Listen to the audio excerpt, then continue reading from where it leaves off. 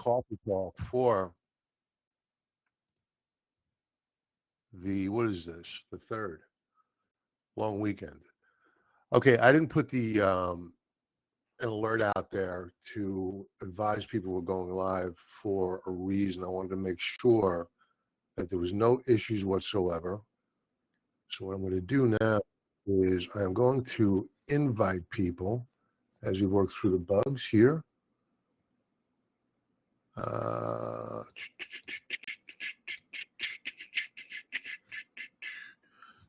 Do the hustle. All right, so as we're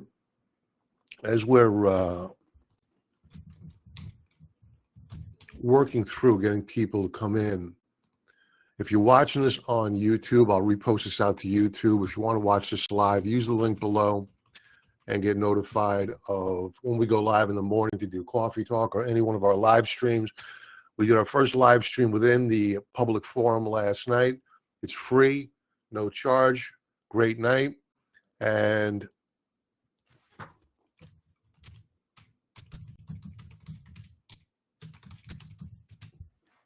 please join us. Let me get this out to members.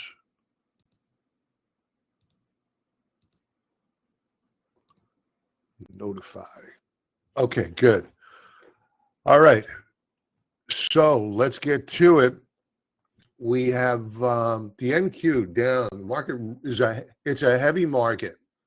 A heavy market today. We have the NQ down 0.72%. We're down over 0.8%. We're coming off of a 15-minute higher low at current. A little bit of buying, very short-term buying here off the lows. We have a lot of economic data coming out this morning. Taking a look at the Dow futures. Dow futures are down, but trying to come off their lows as well. Let's go 15-minute view here. And you can see bottoming tails along here, trying to base, trying to consolidate, trying to put something together. Russell 2000 down 0.8%. And it's important when you're talking about the Russell 2000 to take a look at yields. Yields are down at current, but just really fractionally, right? So just fractionally lower. So perhaps we get a rebound today on yields. The thing to remember is that yesterday we had an uninversion of the yield curve. I've already looked at it this morning. At current, we have the yield curve inverting again, but the market's not closed yet. Light sweet crude falling apart here, down 1.75% at the open, trying to bottom out here, perhaps put together a short-term rally. Gold up on the session. This was down last night, 0.20%. It's important to remember, folks, a lot of economic data coming out this week. So we're going to have non-farm payrolls, ADP, PMI, blah, blah, blah, all these three-letter alphabet reports coming out, and they're going to move the market. Natural gas, wow, up 3%. This is up 2% yesterday, more than that, I believe. Hey, Paul, good morning to you. Checking with ag. Ag was looking really good last night, not so much on an intraday view, but more so on a weekly view. Let me illustrate that.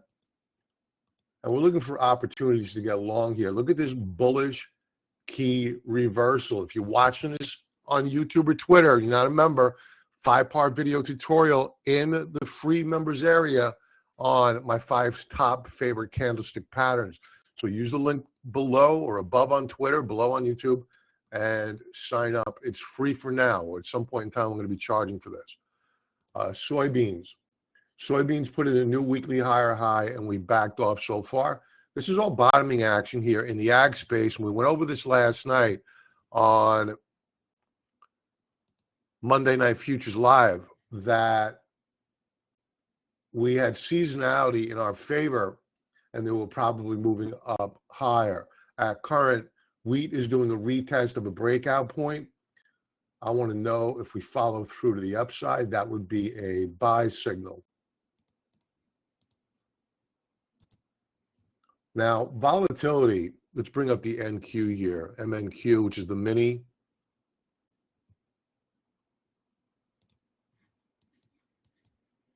MNQ recaptured a couple of support levels here. This is only a 2-minute chart. And volatility is strong. This is a 15-minute chart. And you can see here, I have the Aussie US dollar. Hold on, I just want to create an alert here. We have the Aussie US dollar, Aussie dollar, Japanese yen. I continue to do that. I probably never will stop. We have the Aussie dollar, Japanese yen trade bouncing back. This is correlated to the US equity markets. So in general, not always, but in general, as goes the Aussie dollar, Japanese yen trade, so goes the equity markets here in the States.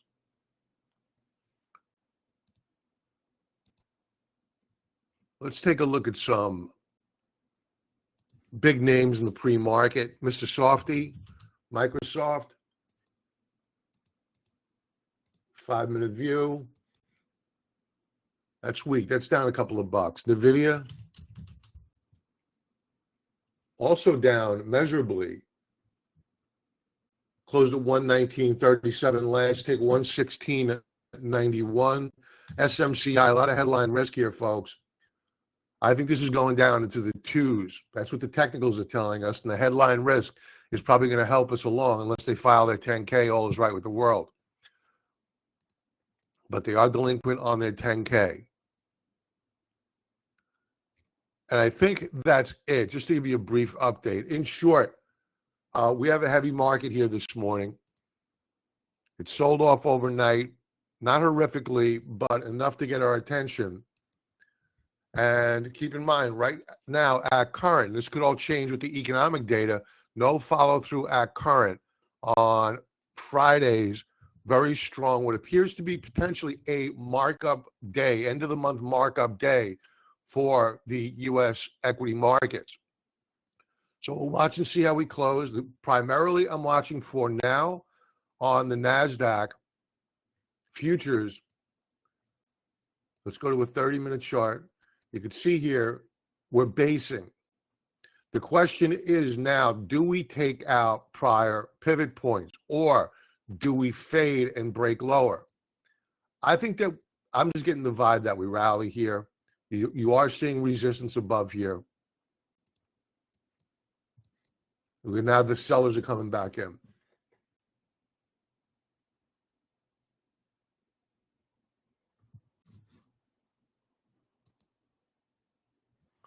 We'll also be watching Aussie dollar, Japanese yen for its correlation, and we'll be watching for a breakout on the VIX. Those are the three charts primarily that we're going to be watching. In addition, we'll be watching the bond market for the yield curve inverting yet again, or steepening, more importantly, steepening, which would be bearish for equities. At current, right now, we're inverting right now. The pressure's a little bit off of equities. If it was steepening, I would think that would probably be selling off measurably more. And that's it for this morning, folks. I will talk to you later. Be well.